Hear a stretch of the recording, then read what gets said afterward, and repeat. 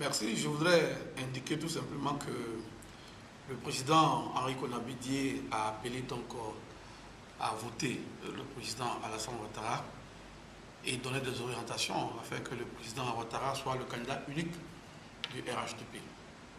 Je voudrais saluer, n'est-ce pas, cette décision et saluer cet appel de Daoukro qui est aujourd'hui interprété de façon différente, n'est-ce pas, dans les chapelles politiques en fonction de là où on se trouve. Mais je voudrais indiquer un certain nombre d'éléments plus précis. Il faut savoir que le président Félix Houphouët-Boigny, le père fondateur de la République de Côte d'Ivoire, a fait un beau travail dans ce pays, mais il n'a pas réussi à réaliser la nation ivoirienne.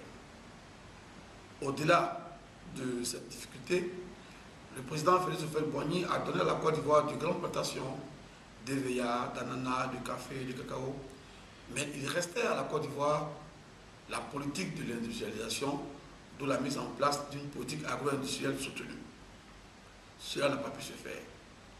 Alors, ces deux projets importants pour parachever l'action de Félix Houphouët-Boigny pèsent sur l'épaule du président Bédié, qui est donc le successeur légal.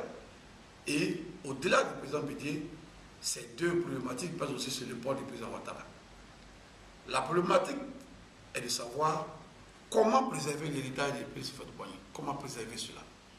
Et donc, il faut comprendre la déclaration du président Bédié à un certain niveau de hauteur et de degré supérieur.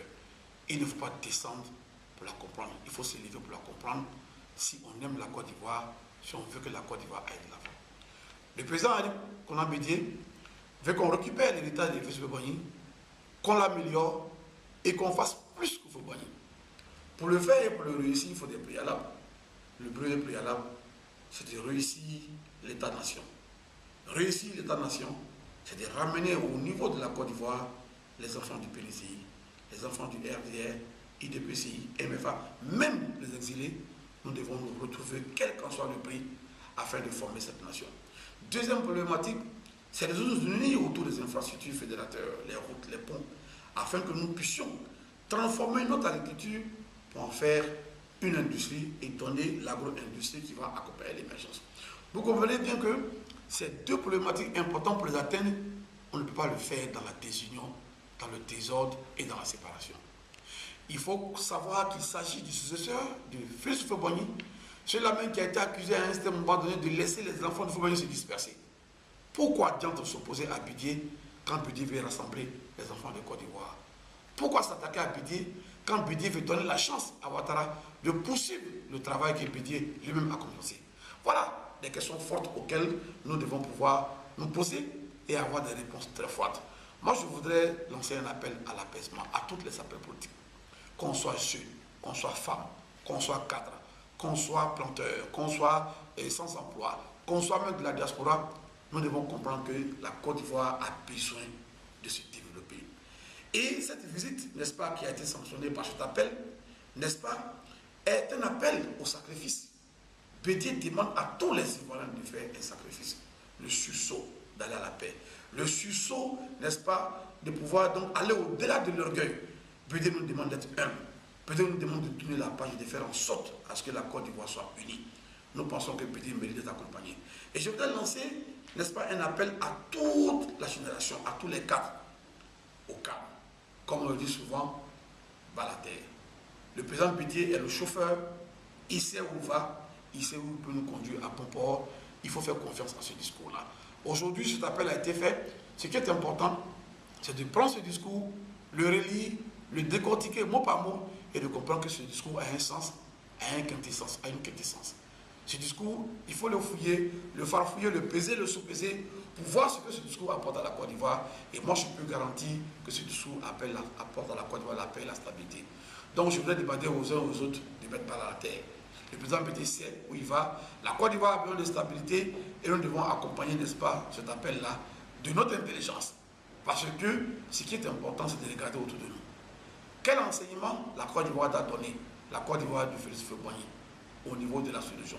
Quel enseignement la Côte d'Ivoire a donné au niveau de la diaspora et au niveau de l'Afrique? Donc il faut que Bédié, qui s'est mis au-dessus de toutes ces difficultés, il faut que les Ivoiriens fassent l'effort de se mettre au-dessus pour que nous puissions accompagner son Excellence, M. Alassane Ouattara, pour aller à ce second mandat. Pour que nous puissions faire l'alternance en 2020. On ne peut pas se développer sans stabilité. On ne peut pas se développer sans stabilité. Il faut que les uns et les autres comprennent que le sacrifice que le président demande, c'est pour la Côte d'Ivoire, c'est pour les infrastructures, c'est pour la paix, c'est pour le développement. Donc je voudrais demander aux uns et aux autres de mettre par la terre, de faire en sorte que ce projet puisse aboutir. Et puis, il a été très ouvert, il n'a pas été fermé, il a demandé à tout le monde de se mettre en mouvement. Il n'a pas fait cette déclaration dans le dos, n'est-ce pas? À la base, la vie de la base va compter. La vie de la base du RTR, la vie de la base du UDPCI, la vie de la base même des Ivoiriens. Et je pense que même nos amis, n'est-ce pas, du LMP, doivent se mettre ensemble pour que ce discours qui est sorti, n'est-ce pas, des tripes de Bédié qui est considéré comme étant le repère en Côte d'Ivoire, ce discours-là, nous pouvons d'abord le décortiquer avant de commencer à s'attaquer à ce discours. Parce que n'oublions pas que Bédié dans ce même pays a été attaqué. Bédié dans ce même pays a été vilipendé. Après ce coup d'État, la Côte d'Ivoire aujourd'hui, même Bédié au centre de tout. Si Bédié a fait cette déclaration, faisons attention, réfléchissons. Est-ce que je peux le dire? À toi, moi, j'y crois.